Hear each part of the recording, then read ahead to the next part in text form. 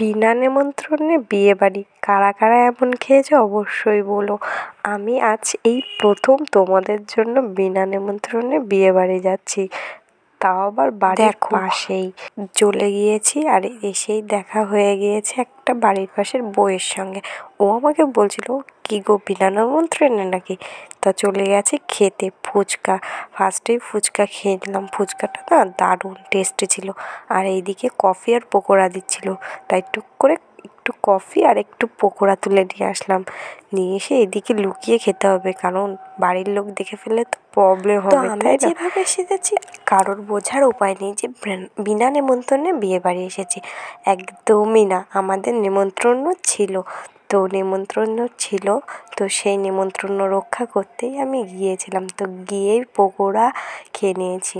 তো এটা একটা আমার বান্ধবী, আর এখানে আমার ননদ টনদ সবাই আছে, যেহেতু বাড়ির পাশেই। তো নিমন্ত্রণ না থাকলে কি হয়, আর এখন নিমন্ত্রণ ছাড়া কেই বা যায় বলো?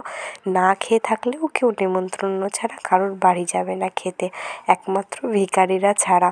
তো এইদিকে প্যান্ডেলের ডেকোরেশনটা খুবই ভালো করেছিল। আর এইদিকে দেখো বউ।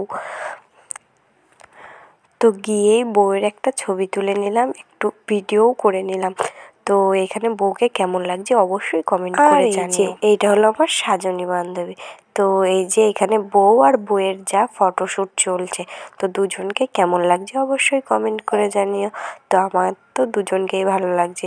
আর এইদিকে আমরা দুজন একটু পোজ দিয়ে নিচ্ছি, তো একটা ভিডিওর জন্য। আরে দাঁড়াও দাঁড়াও দাঁড়াও, আগে বলো আমাকে কেমন লাগছে। আর এইদিকে প্যান্ডেলের লাইটিংটা না যা করেছে, উফ মাই গড। আর এইদিকে আমার বান্ধবী ফটোশ্যুট করতেই আছে, তো এত পিক তুলেছে পুরো গ্যালারি ভর্তি করে ফেলেছে। আর এইদিকে প্যান্ডেলের ছবিটা বারবার নিচ্ছিলাম, তো কেমন লাগছে অবশ্যই কমেন্ট করবে। আর এই যে চলে এলাম বউয়ের ঘরে, তো বউয়ের ঘর কেমন সাজিয়েছে সেটাও কিন্তু বলো। আমার তো খুবই ভালো লাগলো, সিম্পলের মধ্যে খুব সুন্দর, ওয়াও। এখন এই গোলাপের পাপড়ি, তো দেখে দেখে চলে গেলাম খাবারের দিকে, কারণ আমার নজরটা একমাত্র খাবারের দিকেই আছে। তো কী কী মেনু করেছে তো দেখতে হবে তো। তো এখানে এই যে আমার আর একটা বান্ধবী আর আমি বসে পড়েছি খেতে। তো চলো দেখা যাক কী কী দেয়। তো এই দেখো এখানে কত লোক বসেছে, তো এমন ভিড় হয়েছিল না, জায়গাই পাচ্ছিলাম না। ক্যাটারিং দাদারা জায়গা ধরে রেখেছিল। আর এইদিকে দিয়ে দিল বাটি, তো এখানে আমরা সমস্ত কিছুই রাখবো, যেগুলো খাবো না সেগুলো আর কি।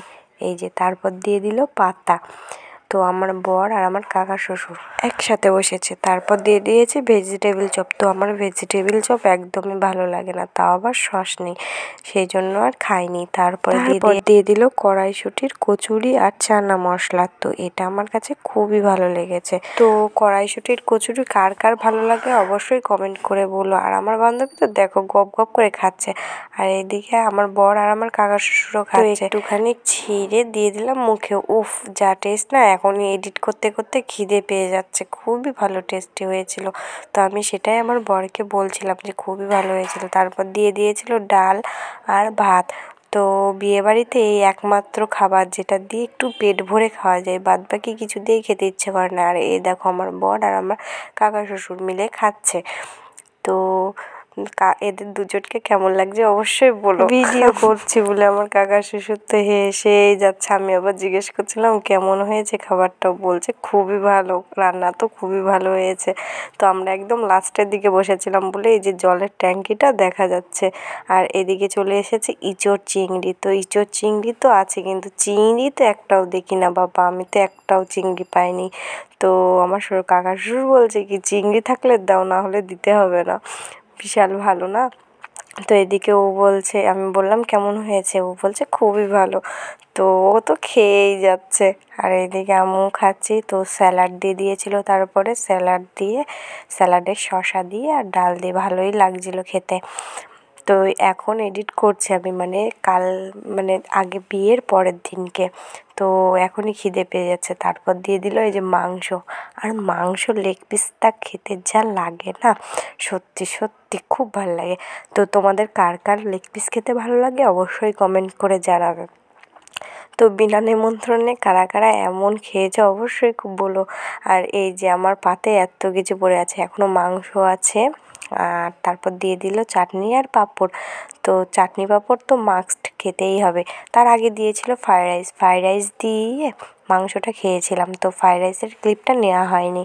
তো এই যে আমার কাকা শ্বশুর ঝালেতে টাক ঘেমে যাচ্ছে, শীতকালেও টাক ঘেমে যাচ্ছে, তাহলে এতটা মানে ঝাল হয়েছিল। তো আর এদিকে আমার বরমশাই খাচ্ছেন, আর এদিকে কাকা শ্বশুরও খাচ্ছে। কাকা শ্বশুর তো ঝালে পুরোই শেষ, মাথার টাকটা পুরো ঘেমে গিয়েছে আর টাকটা চুল দিয়ে মুছছে। আর এইদিকে আইসক্রিম, রসগোল্লা সব কিছুই দিয়ে দিল। তো এই আইসক্রিমটা আমি পরের দিন খেয়েছিলাম, সেদিনকে আর খাইনি। আর এইদিকে আমার বর দেখো পাতে সব কিছু রয়েছে, মানে কিছু খায়নি, কারণ ওর দাঁতে না খুব যন্ত্রণা, সেই জন্যই খেতে পারেনি। আর এদিকে আমার কাকা শ্বশুরের মেয়েটাও চলে এসেছিলো, তো ওকে বলছিল খাওয়ার জন্য সন্দেশ, ও তো বলছিল না না খাবো না, ও খেয়েছে। তো তারপর ও তো নিল না, তারপর আমার বরে যে এক গালে একটা রসগোল্লা খেয়ে নিল। বাবারে বাবা, আমার তো এক গালে একটাও রসগোল্লা ঢুকবে না, আমার জোর হাফের বেশি তো যাবেই না। আর আমি তো বিয়েবাড়ির রসগোল্লা খাই না, অন্য কোনো মিষ্টি থাকলে সেইগুলো খাই, যেমন কালাকাঁদ, তারপর হচ্ছে অনেক কিছু অন্য কিছু, তার এইগুলো তো খাই না। তো এই যে আমাদের খাওয়া দাওয়া কমপ্লিট, এইবার যাবো বাড়ি। তো বাড়ি তো আর যাবো না, এবার গিয়ে নাচানাচি করবো। তো এদিকে আমার কাকা শ্বশুরের মেয়ে শিল্পা, ও হাই করে দিল। আর এই যে আইসক্রিম আর হজমোলা